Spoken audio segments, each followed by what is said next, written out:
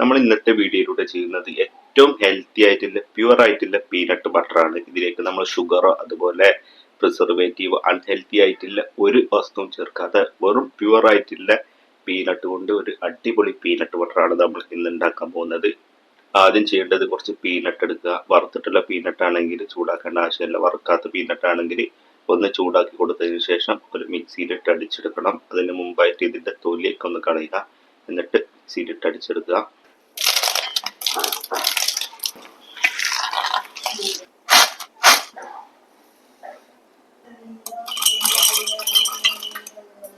മിക്സിയിൽ പീനട്ട് എടുക്കുമ്പോൾ ശ്രദ്ധിക്കേണ്ട കാര്യം, ഒരു വലിയ ജാർ എടുത്തിട്ട് ഒരു കുറച്ച് പീനട്ട് അങ്ങനെ നമ്മൾ ചെയ്യാൻ പാടില്ല. കുറച്ച് വലുതാണെങ്കിലും ചെറുതാണെങ്കിലും നമ്മൾ ആ മിക്സി ഏകദേശം മുഴുവനായിട്ട് എടുക്കണം. എന്നാലാണ് അരയുമ്പോൾ ശരിക്കും പേസ്റ്റ് ഒക്കെ ശരിക്കും കിട്ടുകയുള്ളൂ.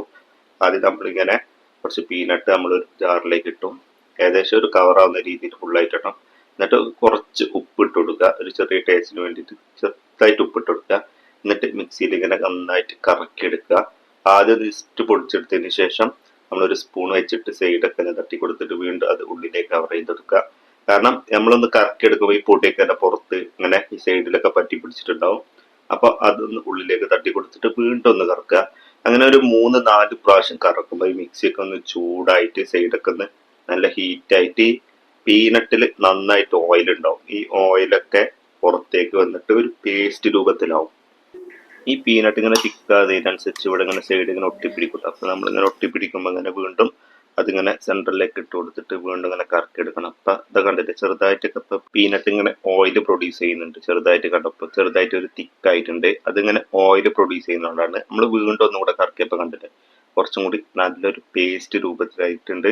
ഇനി ഒന്നും കൂടെ കറക്കുമ്പോൾ നമുക്ക് അതിന്റെ നല്ലൊരു കൺസിസ്റ്റൻസിയിലെ നല്ലൊരു ഓയിലി ആയിട്ടുള്ള ഒരു ടെക്സ്ചർ കിട്ടും. അതാണ് നമ്മുടെ പീനട്ട് ബട്ടർ എന്ന് പറയുന്നത്. ഈ പ്രിസർവേറ്റീവ് ഒന്നും ഇട്ടാണ്ട് നമുക്ക് അൺഹെൽത്തി ആയിട്ടുള്ള ഓരോ സാധനങ്ങൾ ഇട്ടാണ്ടില്ല പീനട്ട് അല്ല, നല്ല ഹെൽത്തി ആയിട്ടുള്ള പീനട്ട് ബട്ടർ. കുറച്ചൊന്ന് കഴിച്ചു നോക്കണം.